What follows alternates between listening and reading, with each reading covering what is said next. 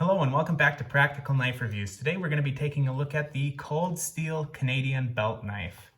So the Cold Steel Canadian Belt Knife is a inexpensive fixed blade that, I've been carrying it for quite a while and it does a fair job, especially for the price. So you ready to see what the blade looks like on this one, Larold? Yep.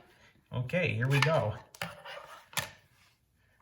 Pretty unusual for a fixed blade in terms of shape. What do you think of that? It looks like a cake cutting, spatula. I can see that, where you have that down sweep to go into the blade so that the handle is out of the way of it. Yeah.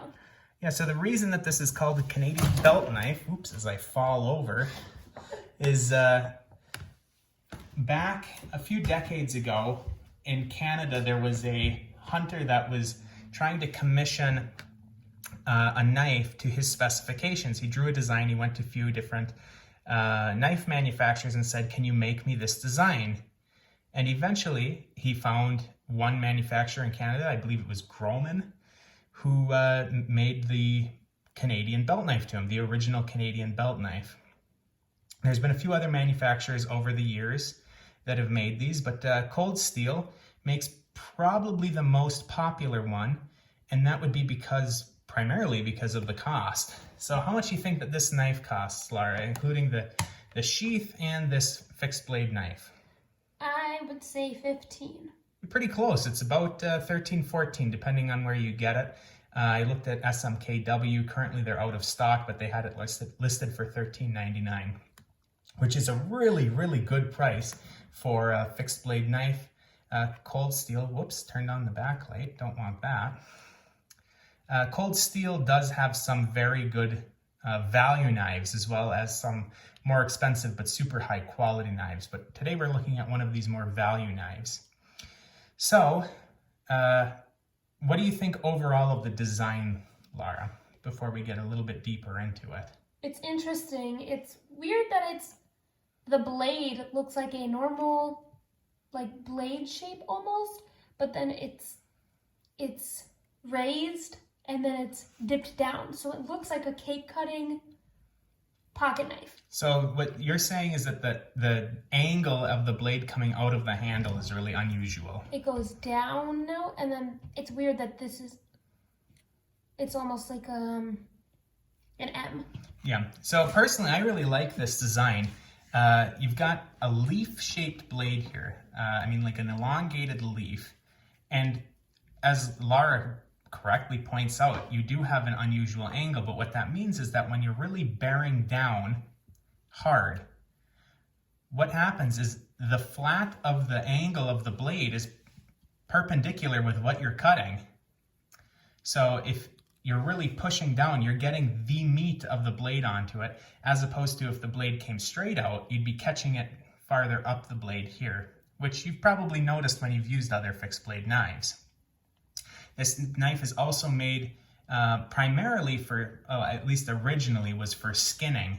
And you could definitely see how that would come in handy, because you've got the entire blade length in usage with the handle being set back away from where the cutting edge is going to be. Now, at least when I bought this was the sheath that they were using. I know that they switched sheaths at some point, and I'm unsure of whether this is the older one or the newer one. But it's just your typical polymer plastic sheath. And we can see that, oops, I actually missed. So that's one of the issues that I have with the sheath, is that you can actually miss where it should go in. But if you push it in the right spot, yeah, you can hear it clicks in. It's secure, you can't shake it out. And it comes out fairly easy. How would you miss, Henry? So here's the thing, that's a good point. There is a groove. If we look in here, let's try to get a light right in there. Perhaps there. So we can see the light is dropping into the frame. The groove that it wants to ride in is right here. And if you angle this to go into here, it catches the handle right in that groove and it pushes in. But if you're not paying attention, let's say that you've got it on your belt and you're just not looking, you're putting it in, you can actually miss to this side of the groove, which is what I did when I was trying to put it in without seeing the hole. and it won't go in like that. I mean, it goes in partway and then it kind of wedges itself. So you have to be a little bit conscious that you're actually pushing it into the right area. Now, what else do we have here? We've got a lanyard hole. So that's for putting a lanyard through. Most of my knives, I have a lanyard. Haven't bothered to put one on this one yet. We have some jimping for the thumb. So if you're putting your finger up here, you've got jimping for a little bit extra grip. And actually, I quite like this jimping. It's not very aggressive, so it doesn't really cut into your finger like some jimping I found does. You have a slight a finger choil for you to kind of choke up on the blade. It's very slight, but if you put your finger there, you're pretty much at the right angle to put your finger onto the jimping. And you've got a very stabby blade, I would say. This is made from German 4116 steel. It's made in Taiwan, as a lot of cold steel's budget blades are. So 4116 is a fairly inexpensive, very stainless steel that's used a lot in cutlery. So you're going to find in your kitchen knives a lot, especially if you've got some German kitchen knives, that they probably are using either 4116 or 1.4116, which are basically the same thing. They just have different specifications. So what is 4116 similar to? Well, it's similar to 420 stainless steel or 440A stainless steel. Cold Steel claims that with their heat treatment, they get significantly better performance out of 4116 than they do out of either 420HC or 440A. But whether or not you believe the manufacturer on their claims is up to you. I found that it holds an edge fairly decently. It's super easy to sharpen though. So if you're in the field and you've got a little field stone with you, yeah, it's going to lose its edge, you know, fairly quickly, but you're going to be able to bring it back really easily as well. So super stainless, not the best edge retention, but very easy to sharpen. So what do you think, Laura? Should we do some measurements or some tests first? Let's do some measurements first. All right, let's move this sheath out of the way. The sheath, actually, we'll get a weight on the sheath just to show you how light it is, and it's very, very light. So the sheath on its own is 1.5 ounces or 42 grams. Incredibly light. I mean, it's almost not there. And I should just mention, this is the mechanism for clipping onto your belt. So even with a thick belt like I have, you are able to get around it pretty easily. Now let's look for the knife itself. The knife itself is 62 grams, 61 grams, or 2.2 ounces. So a very, very lightweight knife. And as we can see, the entire tang of this is encased within a polymer handle, just, again, a hard plastic. So then let's get some measurements on the length. So let's get our ruler in here. It is very light. It's very light. Even with the sheath, it's incredibly light. So overall, in terms of length, we're looking at right around 8.5 inches. In terms of the blade length, we're looking at 4.25 inches with a cutting length of 3.75 inches. And yeah, so Laura, what's your impressions on this knife? It's interesting. I tend to like the ones that are more weird shaped, and I think this is one that kind of fits in that category. So that's exactly why I pulled this one out for you. So let's see how it does in some tests. And keep in mind that I've been using this and resharpening it. So let's see how I've been sharpening it lately. Okay, that should answer that. And as I said, I have basically burned the edge off of it a few times with use, but this is super easy to sharpen and super easy to bring this absolute razor's edge back to. So now let's pull out the cardboard without making a ton of noise as I get it. And we'll see how it works for cardboard. Because this is such a light knife that you really could, and I do sometimes, carry it for EDC as a fixed blade. And this is something that you could be doing with a fixed blade EDC, is cutting through some cardboard in the office or in the house. And well, I'm catching some tape right there, but overall, it was cutting through, there you go, cutting through really easily. Do you maybe want to explain what EDC is? Yeah, so EDC, you've heard me mention it in all of the previous videos, but I haven't really explained it yet, just I guess a habit. EDC stands for everyday carry. So it's something that you're not going to put on because you have a specific purpose for the day. It's something that you would just carry for the sake of carrying it. So if you're only carrying this knife for camping purposes, it would not be considered an EDC. Similarly, any folding knife that you would only have specific purposes for, like let's say it's a super expensive knife and looks really fancy, so you're only going to wear it to black tie events, is not an EDC knife. That is a dress knife. This and most of the things, frankly, that we've shown on our channel so far have been what you would consider EDC options. They are light, they're inobtrusive, they are not very intimidating, so people aren't going to be scared off by them. And, well, something that comes into factor for us as college students is they're not super expensive, so you're not going to worry about, you know, beating up the blade, just, you know, having it on you at all times. It's not like you're going on a trip and you're planning on beating it. But, you know, if you need to scrape paint off of something, yeah, I wouldn't like to use a knife, but you wouldn't be afraid to with something that costs $13 or $14. So EDC just stands for everyday carry. And I think that this being so light and, yeah, I mean, very budget friendly, it could be an EDC option for a lot of different people. So now we're gonna go take this outside and do some field testing.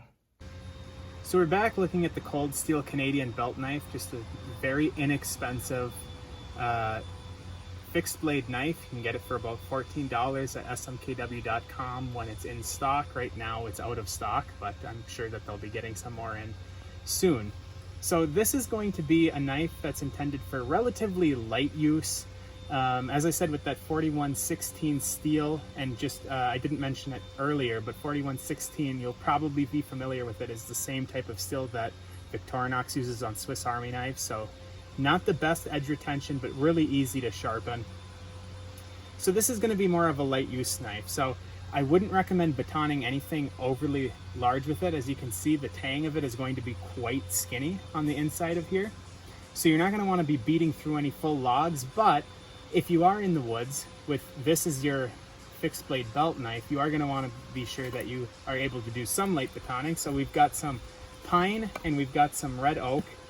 Just small pieces. You wouldn't really want to probably baton too much more than this, but let's say we wanted to just split some kindling for a fire. We're going to line that up. We're going to take our baton and no problem at all with the pine. And let's go through the red oak. This one, of course, red oak is much harder than, the pine, but with this small of a piece, you should be able to make it through without too much effort. And yeah, again, we made it through pretty easily. So the next thing that we're gonna do is look at feather sticking, which is something that this would be a usage that you could definitely be using this for. So we're gonna start with the pine. And as you remember, I have this incredibly sharp, and I do have the original factory bevel, unlike a lot of my knives where I've changed the bevel to being something a little bit more acute. I've kept the factory bevel on this one just because it's so easy to resharpen. So you can see we definitely get a lot of, let's say, dig into the wood. We don't get the best curls out of it, even with it being incredibly sharp. It just kind of digs in a little bit deeper than we would expect, but you do definitely get feather sticks out of here, and you'd definitely be able to start a fire with that. So now we're gonna move to the red oak, which again is a much harder wood. And we're really pushing down here. And the thing about this is that this edge is sharp. Let's try a different edge. There we go. Sometimes the grain in this red oak is really hard to get into. We're pushing down quite hard, and the edge of this knife is incredibly sharp, but we're not getting the best feather sticks out of it. I mean, it's doing the job. We're getting feather sticks. You can definitely make a fire with this, but I've got a lot of other fixed blade knives. Now here on this edge, we're doing okay. But I've noticed this before when I've used it, is that I do get a lot better feather sticks when I'm using other fixed blade knives compared to this one. So if you're just planning on making fires with this all the time, you might want to look at something else. But you are able to get this really sharp. So one usage that you could potentially be using this for is skinning. And I don't have an animal, actually I'm going to switch sides with you, Laura. I don't have an animal to skin right here on camera, so we're going to do an analog, which is leather. Now this is just upholstery leather. It's not the strongest material in the world, but it'll give you an idea. So we're going to just make our incision, and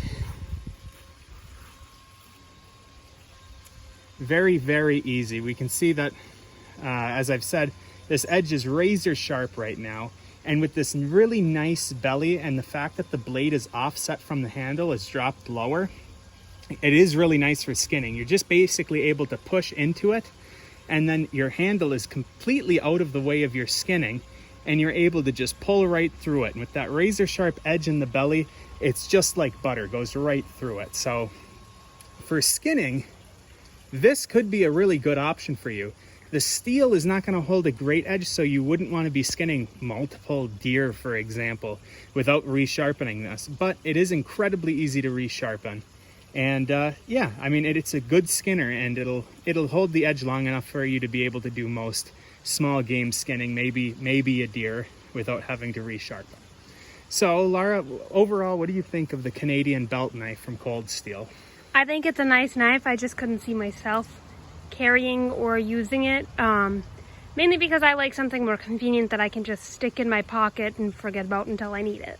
As far as fixed blades go, so something that you would put in a sheath, what do you think of it? I think it's really nice. I know you liked how light it is. Yeah. I mean, here, take a hold of that. It is very nice. It's not something that I would use, but I can appreciate the quality of it. Yeah, and it's for being a $14 knife or so, it's well built, and you know, Cold Steel always makes knives of good quality, so it's something that I would recommend looking into. But like I said, if you're just planning on using it for feather sticking, I definitely have fixed blade knives that are around the same price that perform a lot better than this one. But for just everyday carry, having a really lightweight fixed blade knife on you that you can sharpen to absolutely razor sharp really easily, you could definitely take a look at the Cold Steel Canadian belt knife. So thanks for watching, and we'll see you next time. That's a pig.